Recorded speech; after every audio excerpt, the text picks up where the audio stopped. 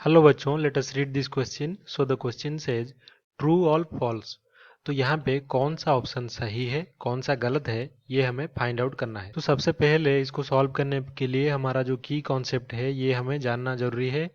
तो की कॉन्सेप्ट हमारा ये है कि जो न्यूटन्स लॉ ऑफ ग्रेविटेशन, तो ये लॉ अगर हम लिखें कि जो फोर्स होता है, force of attraction between two bodies having mass m1 and m2 is given by capital G. यहाँ पे capital G universal gravitational constant, mass of first body into mass of second body divided by distance between the center of two bodies और उसका square यानी कि are square. तो इस force से अगर हम एक बॉडी का मास डिवाइड कर दें तो ये हो जाएगा acceleration due to gravity G. तो ये हो जाएगा equals to capital G into mass of earth. तो ये अर्थ का मास हो गया डिवाइडेड बाय आर स्क्वायर यानी कि जो अर्थ के सेंटर से बॉडी का जो डिस्टेंस है उसका स्क्वायर. तो इस फॉर्मूले में जो मास ऑफ द बॉडी बिल्कुल प्रेजेंट, सिर्फ और सिर्फ अर्थ का मास और जो डिस्टेंस है सेंटर से अर्थ के बॉडी तक, वो दोनों टर्म्स प्रेजेंट है.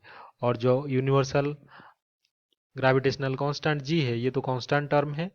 तो यहाँ पे जो पहला ऑप्शन हमारा है वो फॉल्स हो जाएगा. तो इसलिए हम लिख सकते हैं कि acceleration due to gravity does not depend upon mass of the body.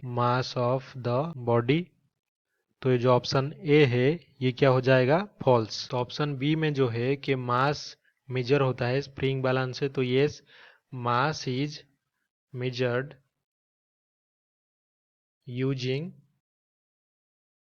Spring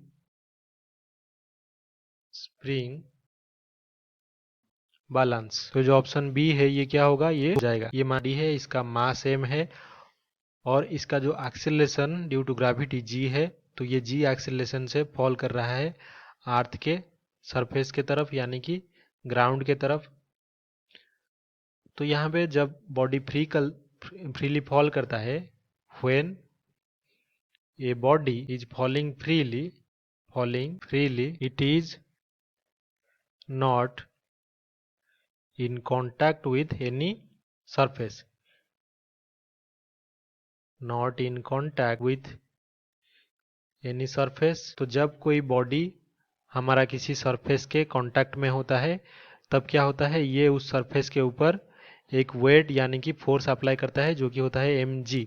तो ये क्योंकि किसी भी सरफेस के कांटेक्ट में नहीं है तो यहाँ पे हम लिख सकते हैं there is no weight of the body. तो फ्रीली फॉलिंग बॉडी का कोई वेट नहीं होता है. तो यही ऑप्शन सी में है, तो ये ऑप्शन भी क्या हो जाएगा, ट्रू. तो ऑप्शन डी में हमारे पास है कि जो जी का वैल्यू है ये डिपेंड करता है किसी बॉडी के मास के ऊपर, लेकिन जी हमें पता है यूनिवर्सल ग्रेविटेशनल कांस्टेंट है जो कि 6.67 into 10⁻⁻11 newton metre square by kilogram square. तो यही वैल्यू इसका हमेशा कांस्टेंट रहता है, हर जगह पे इसी वैल्यू को हम यूज करते हैं. तो ये कांस्टेंट है. तो ऑप्शन डी जो है ये गलत हो जाएगा क्योंकि ये किसी भी मास पे डिपेंड नहीं करता है. तो ये ऑप्शन डी क्या हो गया, फॉल्स. ऑप्शन ई जो है ये भी न्यूटन्स लॉ ऑफ ग्रेविटेशन के ऊपर है. तो अगर ये दो बॉडीज हैं और दो बॉडीज के ये सेंटर्स हैं, तो सेंटर को अगर हम ज्वाइन कर दें तो यहाँ पे जो फोर्स है न्यूटन्स लॉ ऑफ ग्रेविटेशन से जो भी फोर्स ऑफ अट्रैक्शन एफ लग रहा है ये दोनों बॉडी का जो सेंटर को लाइन ज्वाइन कर रहा है उसी के लाइन के ऊपर ही रहेगा. तो ऑप्शन ई के लिए हम कह सकते हैं कि yes, objects attract each other along the line joining their centre of masses.